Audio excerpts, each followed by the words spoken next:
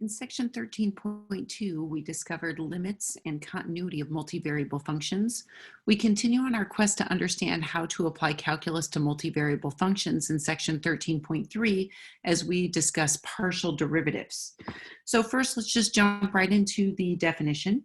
If we have a function z that is a function of x and y, and we have a point x naught, y naught in the domain, then the partial derivative of f with respect to x at that point x naught, y naught, which is also called the partial derivative of z, is the derivative at x naught of the function that results when y equals y naught is held fixed or constant and x is allowed to vary. So this is very important that y is held fixed. This partial derivative is denoted by f sub x, so notice that subscript there, at x naught, y naught, and is given by the following definition.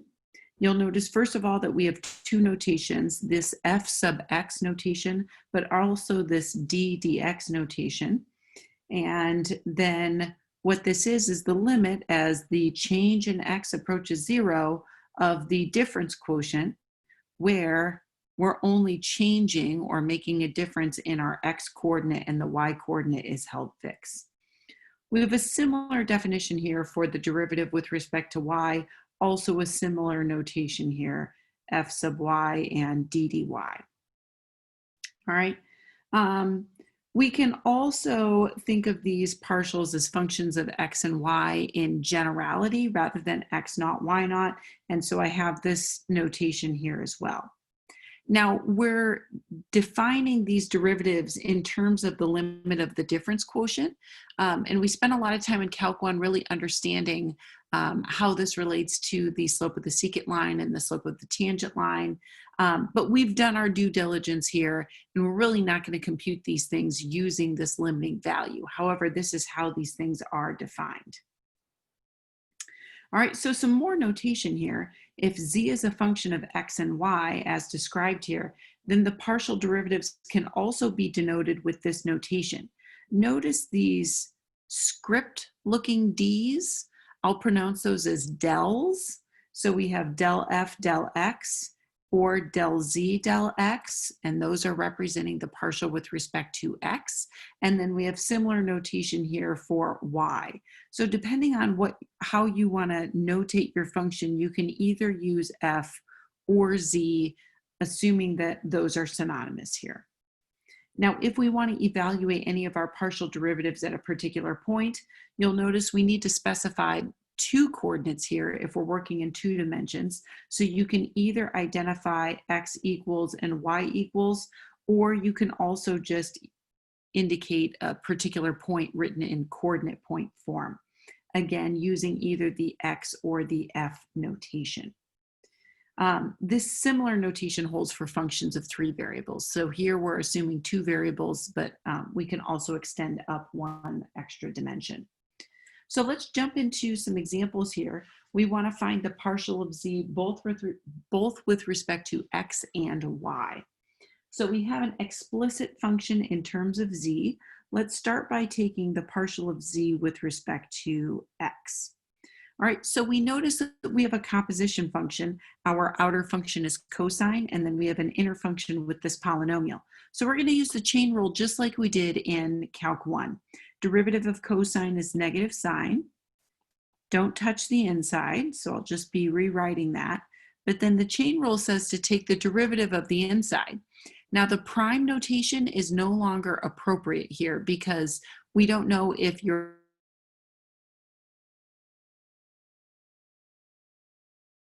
derivative. So I'm going to use this partial x notation to indicate that I now need to multiply by the derivative of this inner function with respect to x. So for my final answer here, I get a negative sine of x to the 5th, y to the 4th, times now this derivative. Since I'm not taking the derivative with respect to y, the y term is a constant. So that's just going to be copied right over, and I'm only going to be taking the derivative of x to the 5th, which is 5x to the 4th, and then that y term is just going to be recopied. So this expression is my partial of z with respect to x. Now I want to do the same thing here, but with respect to y. All right, so we're going to start out exactly the same. The derivative of cosine is negative sine. Don't touch the inner function. And then apply the chain rule, which says multiply by the derivative of the inner function. This time, though, our derivative is with respect to y. So I'm now going to hold the x term constant. Just think of that as like a coefficient. And I'm only going to take the derivative of the y term. So let me rewrite my negative sine function as before. And now pulling that 4 down in front, I'm going to rewrite my x term, which is considered a constant, and then subtract 1 from the y exponent. So this will be my del z del y, or the derivative of z with respect to y. All right, so let's look at some more complicated functions. For the next example here, I want to find again the derivative with respect to x and y, but this time we have a quotient of 2 polynomials, so I'm going to have to use the quotient rule here. All right, so let's start with the partial with respect to x. All right, so let's set up our quotient rule. So I'm going to take the denominator times the derivative of the numerator. But again, don't use that prime notation because we need to indicate which derivative we're taking with respect to. So I'm going to write del x of the numerator minus the numerator times del x of the denominator.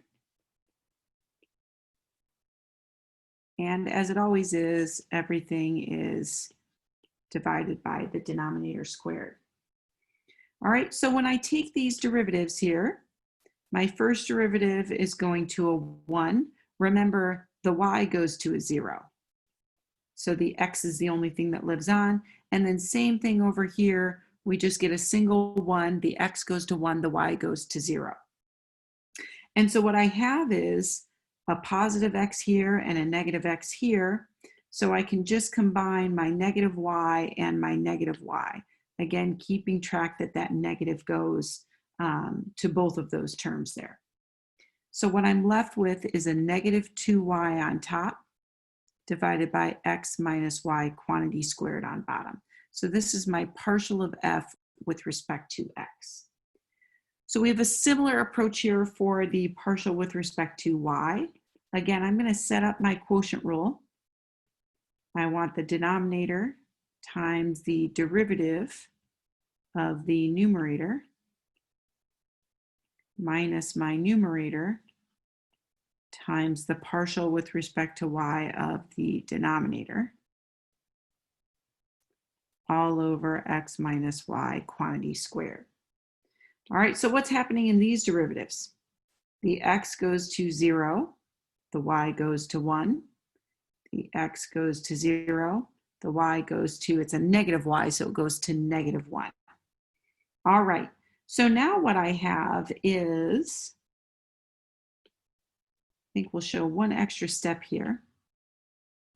I have an x minus y, and then remember I have this negative negative, so that becomes a plus x plus y over x minus y quantity squared. So here, my y's are canceling, my x's live on, and so my final answer here is a positive 2x over x minus y squared. And this is my partial with respect to y. All right, the next example is similar in nature, except for we now want to evaluate our derivative at a particular point. And in 38, that point is 1, 1. So let's start with the partial of f with respect to x first. All right, so I want to note one thing here.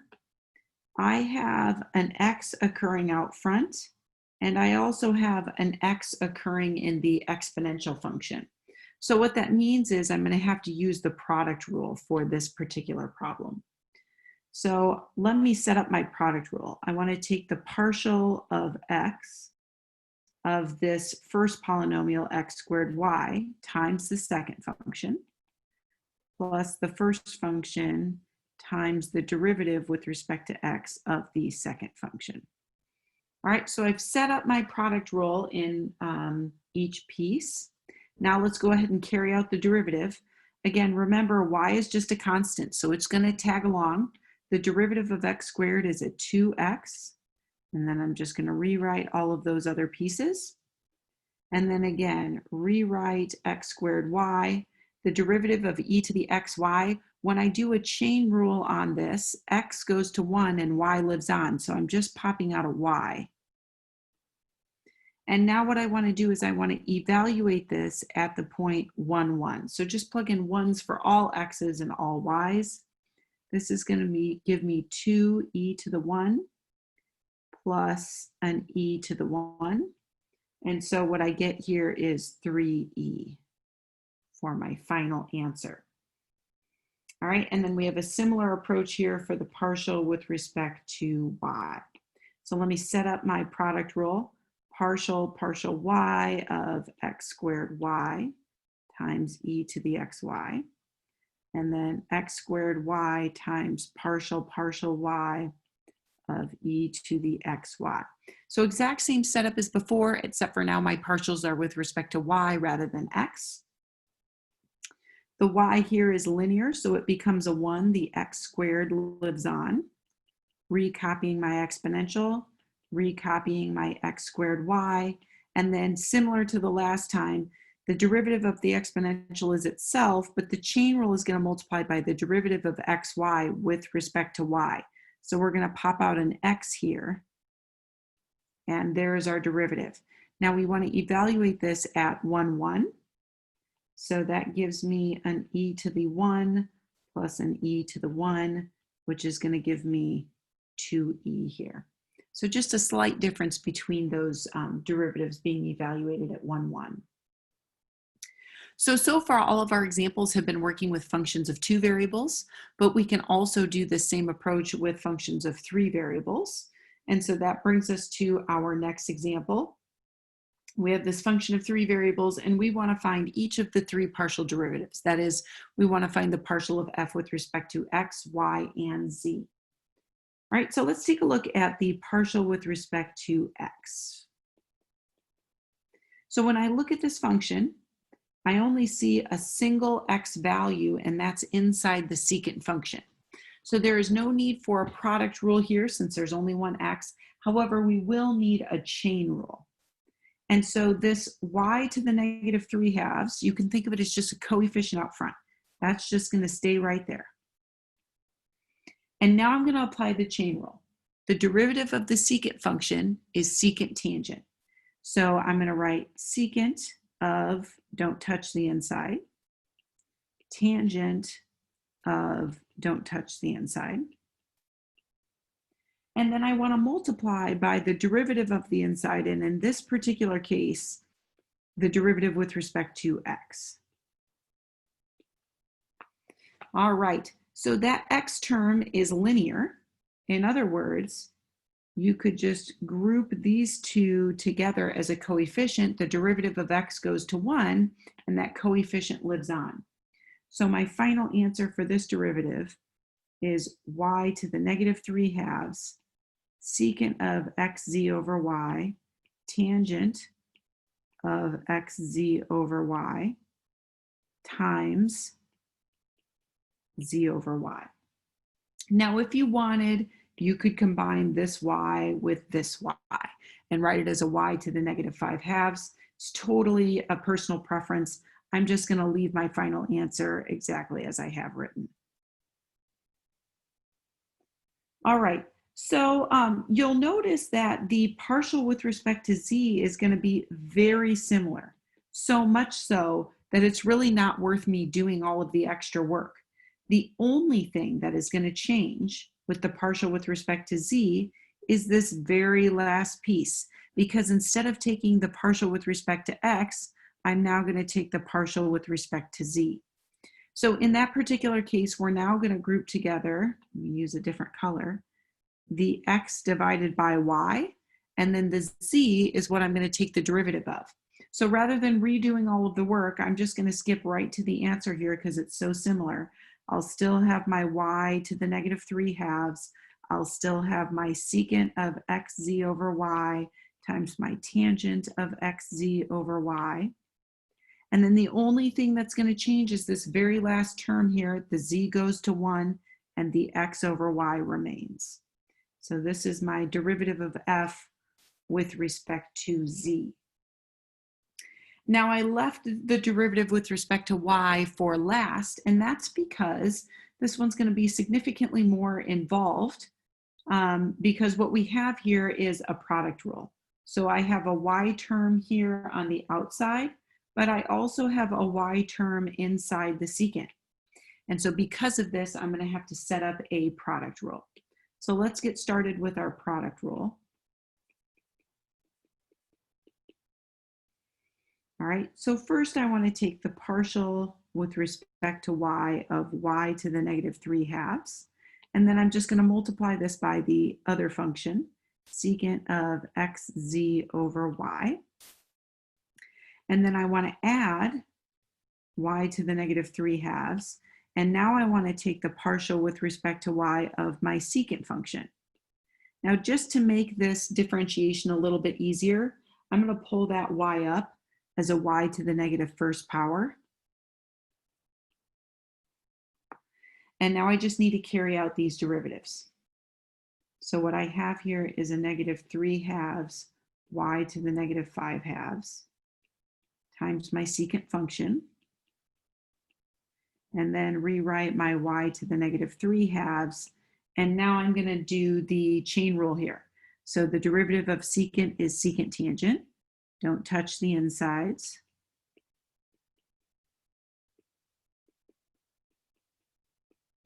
And then the chain rule will have me multiply by the derivative of the inside, which is going to be a negative xz y to the negative 2. All right, and this entire long expression is my derivative of f with respect to y. Significantly more complicated due to the fact that 2 y's occurred in this function, and that required us to use not only the chain rule as before, but also the product rule.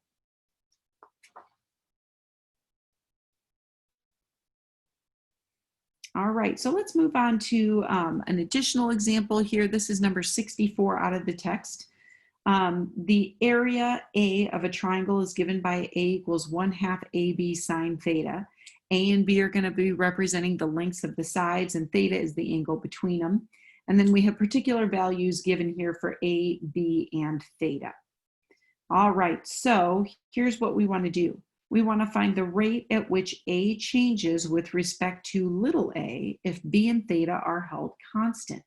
So what we're looking for is the change in capital A with respect to little a. So del capital A, del little a. All right, so when I'm looking here at my A function, 1/2 is a constant, B is a constant, and theta is a constant.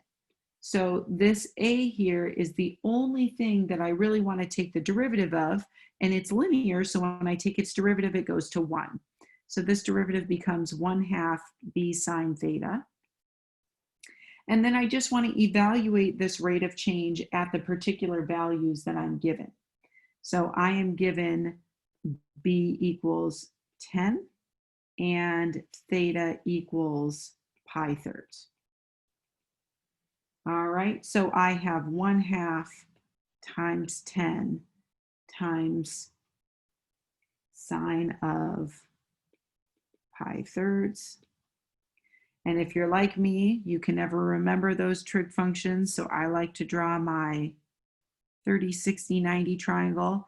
I want to look at pi thirds, 1, 2, square root of 3. And using SOHCAHTOA, I know sine of pi thirds is square root of 3 over 2.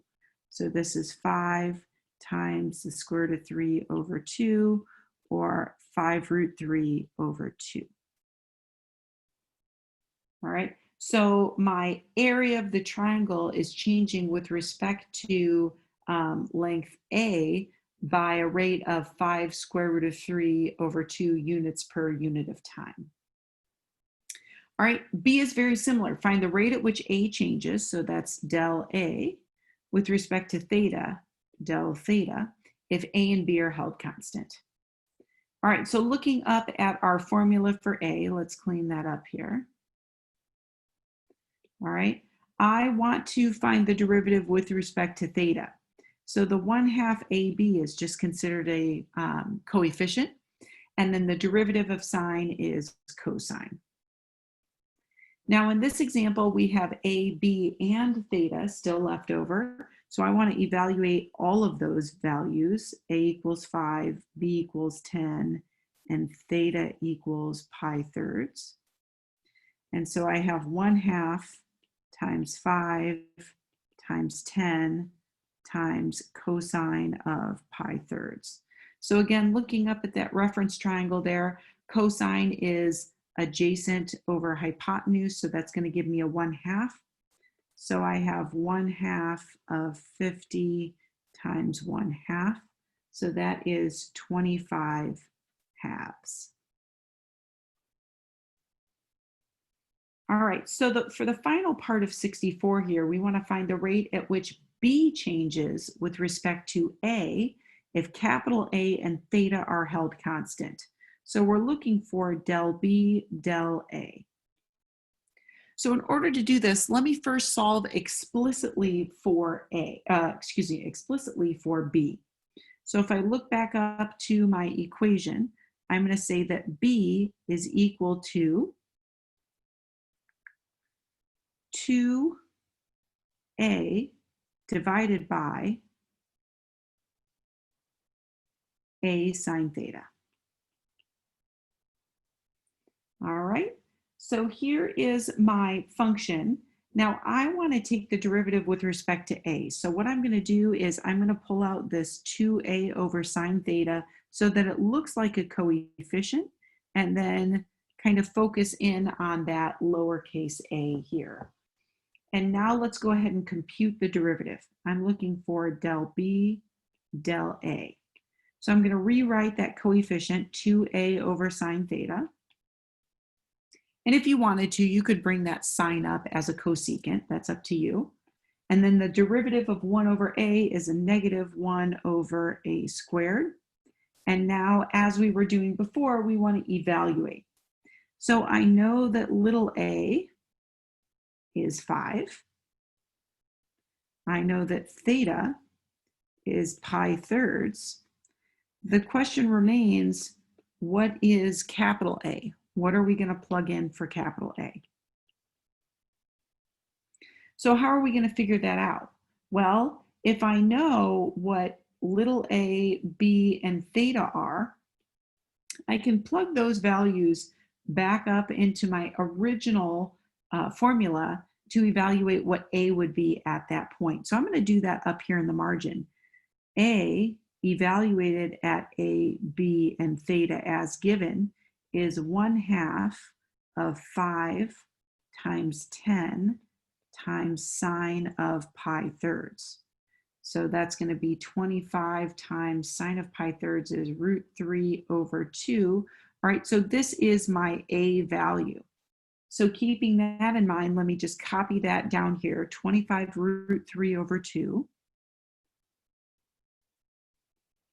And I'll plug that in as part of my final answer.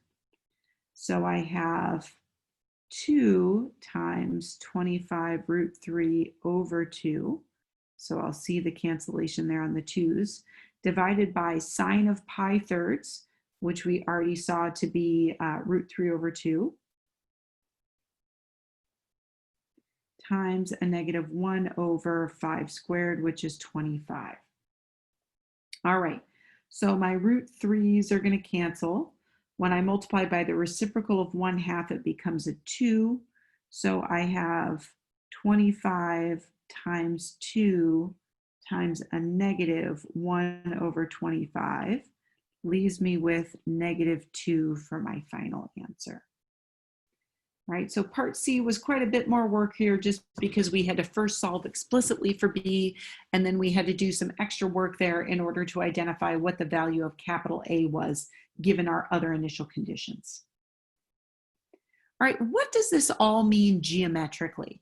So we really focus in on the geometric interpretation in Calc 1 when we talk about the derivatives because we say the derivative is the slope of the tangent line. So we can understand, for example, things like instantaneous rates of change or velocities and things of that nature just by looking at these slopes of the tangent lines. So we have a similar interpretation here in Calc 3 when we're working with multivariable functions. So geometrically, the derivative with respect to x of f is viewed as the slope of the tangent line to the curve C1 at that particular point. And similarly, fy is the slope of the tangent line to the curve C2 at the point x naught, y naught. So in other words, the partial with respect to x is the slope of the surface in the x direction. So if you're zeroing in on the x direction or looking at a surface and just looking in one dimension there, this partial gives you the slope in that particular direction, and then the partial of y gives you the slope of the surface in the y direction. So it's really honing down on the slope in a certain direction. And this is important because if you think of, for example, the saddle, right at that saddle point of that quadric surface, if you look in one direction, you have a downward parabola, so your slope is negative. If you look in another direction, you have an upward parabola, so your slope is positive. So you can look in different directions and have different values for slopes. And this is giving us the slopes in the two coordinate directions. All right. So, so far, all of our examples have had variables solved for explicitly, with the exception of part C up above in 64, but we were able to manipulate and solve explicitly for B in that particular case. Sometimes it's not possible to express a variable explicitly, and so we need to be able to compute derivatives implicitly as well. And so that's where we're heading here for these next couple of examples. I want to find del z del x and del z del y, and I want to leave the answers in terms of x, y, and z. So I'm not going to worry about substituting back in anywhere. All right, so first, let's find del z del x. What this means is both z and x are variables of interest. Y is going to be treated as a constant. So treat y as a constant.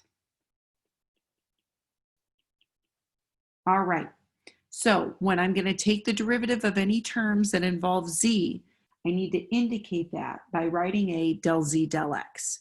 However, if I also run into any terms with x's, I also need to differentiate those. I don't need to write anything fancy. If you want to, you can write a del x, but of course that'll just simplify to 1. So let's get started. On the left-hand side here, I see a composition function. So I'm going to start by taking the derivative of the outer function, which is the natural log. So I have 1 over the inside.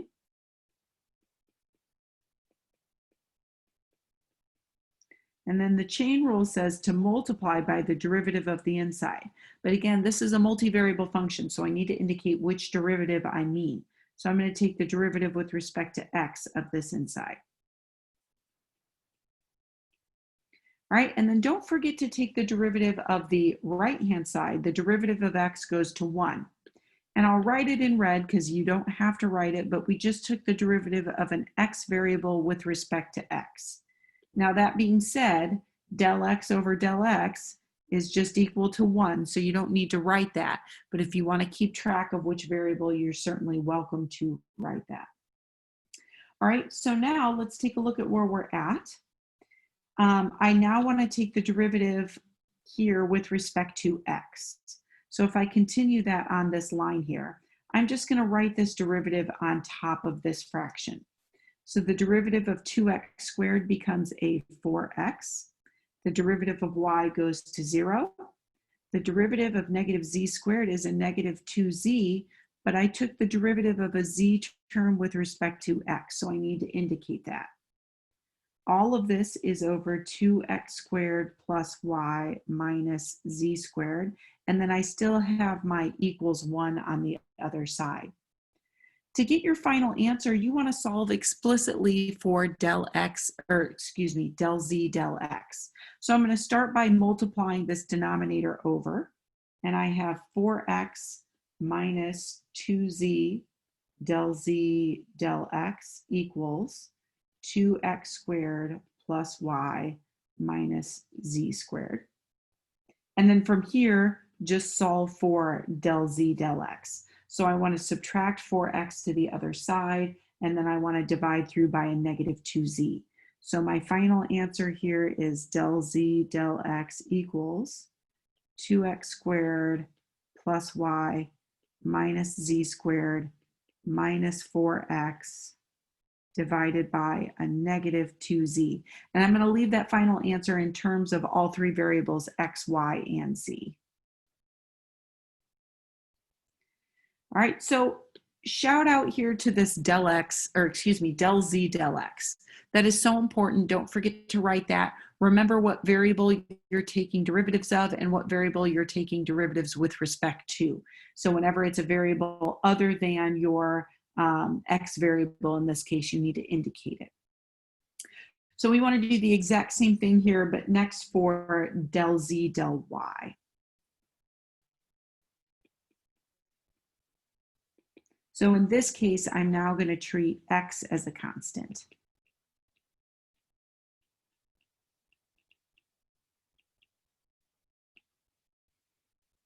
All right, so that being said, I'm going to start out the same. Derivative of natural log is 1 over the inside. Then I want to multiply by the derivative with respect to y of that inner function. And now on the right-hand side, when I take the derivative of x, remember x is being considered a constant here, so its derivative is 0. All right, so keeping with my notation up above, I'm going to write this derivative on top here. So the derivative of 2x squared goes to 0. The derivative of y goes to 1. And the derivative of negative z squared is minus 2z del z del x. All over the denominator. And this equals 0 on the right. All right, so now if we're solving for del z del x, again, I want to multiply this over to the other side, but look, I'm multiplying by 0, so it just completely drops out. I have 1 minus 2z del z del x equals 0. And so if I solve for del z del x, I am getting a 1 over 2z. All right, and there's the derivative I look for. This one was a lot simpler just because I took the derivative. Oh, darn it all. Use the wrong notation here. So let me correct this and I'll write it in red. I wrote del z del x, but it should have been a del z del y, and I didn't notice until the end. So let me correct that in red so that you can see that correction there. All right, did the derivative correctly, just use the incorrect notation. So this derivative was much simpler here because the x term went to 0. So this right-hand side being 0 is what makes this entire derivative quite a bit more simple than the derivative with respect to x. 75 is very much so the same. The only difference here is that we have a function of 4 variables, or a function involving 4 variables instead of 3. And because of this, there are now 3 different derivatives that we can compute. However, don't get too concerned. They're going to be very similar, so we'll be able to find a shortcut. So let's start with del w del x. All right, in this case, we're going to treat both y and z as constants.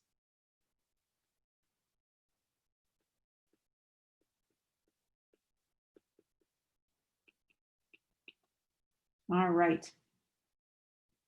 So let's take a look at the left-hand side first. We want to take the derivative of w squared, which is going to be 2w, but then note that we took the derivative of a w variable with respect to x. All right, so now here's the tricky part. For this next term, What's unique about this is we actually need to apply the product rule, but it's harder to see. And the reason why we need the product rule is because we have a W term being multiplied by an X term. And those are the two variables in question here. And so because of that, let's set up our product rule. I want to take the partial with respect to X of W times sine of X, Y, Z, and then plus W times the partial with respect to X of sine of X, Y, Z. All right, so you can see how I set up my product rule. And then on the right-hand side, the derivative of 1 is just 0. And so let's go ahead and finish out these derivatives. I have 2W del W del X plus W goes to 1, but I took the derivative of W with respect to X. And then finally, in the last term, I have W times, I'm going to have to use the chain rule here. The derivative of sine is cosine. Don't touch the inside. Times the derivative of the inside with respect to X, which is going to kick out a YZ. All right, so now if I solve for del W del X, what I have is del W del X. I can factor that out of the first two terms and I get a 2W plus a sine of XYZ equals a negative WYZ cosine of XYZ. And so finally, whoops, finish my parentheses. Finally, solving for del W del X, I get a negative WYZ cosine of XYZ divided by 2W plus sine of XYZ. All right, so if there was something that I wanted to stress here, it's this really sneaky aspect of requiring the chain rule, even though you don't see the same variable being multiplied together. The key here is that you have two variables that you're caring about being multiplied together. And this is the same that we see when we do implicit differentiation in Calc 1. All right, so that was quite a bit of work to get to this derivative.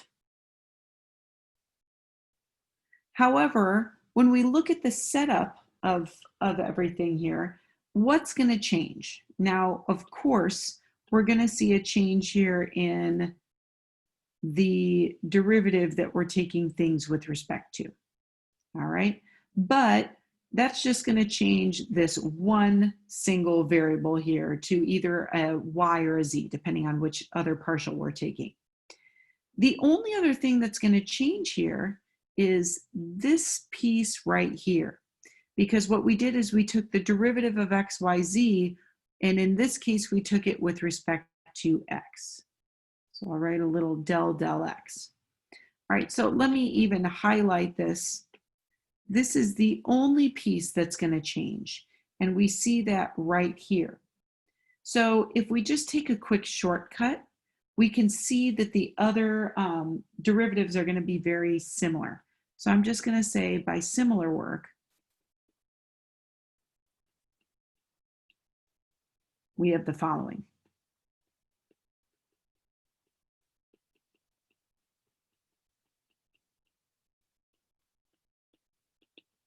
All right, so let's start by writing del w del y. All right, so in that case, this term, if we're taking the partial with respect to y, is going to be an xz rather than a yz. So that's going to make our final answer a negative wxz, and then everything else is exactly the same. Cosine of xyz divided by 2w plus sine of xyz. And I fully encourage you to identify these similarities and not reinvent the wheel, just write down your derivatives, noting the single difference from previous derivatives. Okay, and so similarly, we have del W, del Z. In this case, when we take the derivative with respect to Z, the Z goes to 1 and the XY lives on. So this is going to give me a negative WXY, and then everything else the same. Cosine of XYZ divided by 2W plus sine XYZ. All right, and so these are the three derivatives that we have here for W after using implicit differentiation. All right, so far we've been talking about taking a single derivative, but we've been talking about doing it with respect to X, Y, or Z. We can also take second order derivatives, but there are multiple ways to do it. So first, let's suppose we're working with a function of two variables. We'll say X and Y. Then these second order partial derivatives are defined by the following. All right, so for this first one here, we're taking the partial with respect to X twice of our function. So we take the partial with respect to X and then the partial of that partial. And we denote that either in this del squared F del X squared, or this kind of shorter notation with this, which is the F sub XX. We have a similar thing happening here for the second partial, both with respect to Y. All right, so those are unambiguous. It's very clear that you're either doing partial X and then partial X again, or partial Y and then partial Y again. Now, these second two are called the mixed second order partials. So I'll label these as 3 and 4. And I want you to pay special attention to the notation here. So here, notice that there's del Y and then del X. Function notation is read from the inside out. So what this means is you're taking the partial with respect to X first, and then applying the partial with respect to Y. So I really kind of flushed that out here. So the Y occurs first and the X occurs second because of the function notation. You'll notice in this other notation, the X occurs first and the Y occurs second. So those orders have been flipped. So make sure you understand the various notations and which derivative you take first and which derivative you take second. And then we can flip the order here. This means I'm taking the derivative with respect to Y first and then with respect to X, and you'll notice that notation over here. So again, these last two cases are the mixed second order partial derivatives or mixed second partials. And if you're just talking about first derivatives, those are oftentimes called first order partial derivatives. So the only theorem here for this section is relating the two mixed second order partial derivatives. It says let f be a function of two variables. If those mixed second order partials are continuous on some open disk, then those derivatives actually are equal on that disk. So this is only true if you have continuity, then those mixed partials are equal. However, if they're not continuous, you can't assume equality on those. So let's take a look here at 84, calculate the indicated second order partial derivatives. All right, so what I'm going to do first here for 84 is I'm going to compute the first derivative, f sub x. X is linear, so it goes to 1, and then that e to the 2y is just a constant, right? So if you want, you can just write this as an e to the 2y. So now I want to take the second derivative, f sub xx. Well, when you look at the first derivative, there are no x's left over, so that means that my second partial is just 0. All right, let's look at f sub yy. So let's start with taking the derivative once. The x is just like a coefficient, so it's going to carry on. And then the chain rule is going to pop out a 2 in front of our exponential. So I have a 2x e to the 2y. So now I want to take this derivative with respect to y. Again, it's just going to kick out an additional 2, so I get 4x e to the 2y.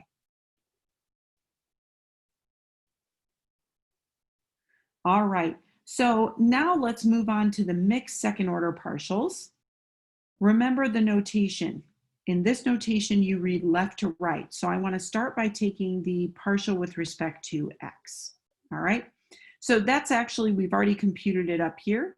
So that's e to the 2y. So now I want to take that derivative and take its derivative with respect to y. So f sub xy is going to just be the partial with respect to y of e to the 2y. And so that's going to give me 2e to the 2y. Okay, so there's my mixed partial. Now this part D is the same, but just going in reverse order. So I want to start by taking the partial with respect to y first. The x is going to stay there. The chain rule is going to kick out a 2, so I get 2, I forgot the x, 2x e to the 2y. And now what I want to do is I want to take this expression and take its derivative with respect to x. So this x is going to go to 1, and all I'm going to get is 2e to the 2y. All right, so in this example, you'll notice that these mixed second order partials are equal, but again, that need not always be the case. It just depends on the setup of the function and whether it's continuous. All right, so to finish this section, let's just confirm that in this particular example, the mixed second order partials are the same. So what I'm going to do is I'm going to start by finding the partial with respect to x. I have a composition function, so I'm going to use the chain rule. The derivative of the natural log is 1 over the inside. And then I'm going to multiply by the derivative of the inside, but remember it's with respect to x. So I get a 2x plus 0 because the y term drops out. So what I'm going to do is I'm going to write this as 2x times x squared plus y squared to the negative 1, just because it's going to be easier then for me to take the next derivative. So let's find the mixed partial f sub xy. And so what I'm going to do is I'm going to take the derivative of my previous answer, but with respect to y. So this 2x is just a coefficient. I'm just going to bring it along. And I'm going to use the chain rule and pull that negative 1 down front. So I get a minus 2x. Don't touch the inside. Subtract 1 from the exponent. And then I want to take the derivative of the inside with respect to y. So that's a 0 plus 2y. All right, so in the end, what I have is a negative 4xy divided by x squared plus y squared squared. So this is my mixed partial f sub xy. We want to show that we're going to get the exact same answer if we differentiate in the opposite order. So now I want to find the partial with respect to y. Again, the derivative of natural log is 1 over the inside times the derivative of the inside with respect to y, which is 0 plus 2y. All right, again, I'm going to bring up my denominator with a negative exponent. Okay, and now let's take the, partial of my previous answer with respect to x. So I'm going to pull that negative 1 down in front. The 2y stays there. Don't touch the inside. Subtract 1 from the exponent. And then take the derivative of the inside with respect to x. So that's going to be a 2x plus 0. And so what I'm getting here is a negative 4xy divided by, let's see. Yeah, I do need that squared. X squared plus y squared squared. And sure enough, you'll notice equality between these two.